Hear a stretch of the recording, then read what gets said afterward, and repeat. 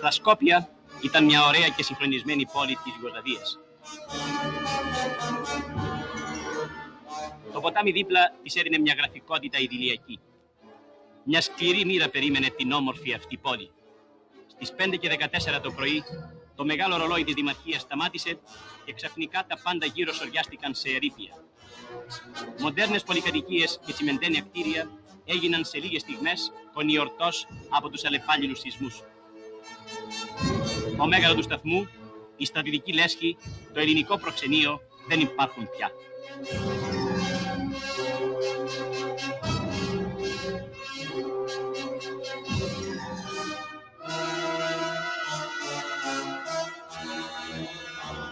Τα ερημωμένα καταστήματα συμπληρώνουν τη θλιβερή εικόνα της καταστροφής.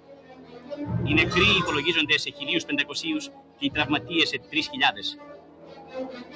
Το έργο της διασώσεως και περισυλλογής άρχισε αμέσως και συνεχίζεται με ταχύτατο ρυθμό μέσα σε μια ατμόσφαιρα πνιγυρή από τον κονιορτό και την αποφορά των πτωμάτων.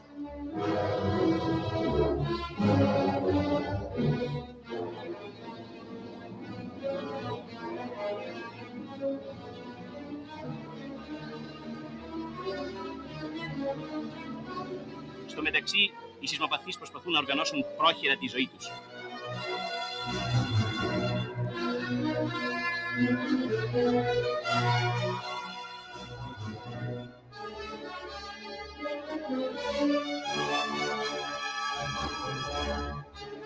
Μόνο τα παιδάκια διατηρούν την ευτυχισμένη αμεριμνησία τους.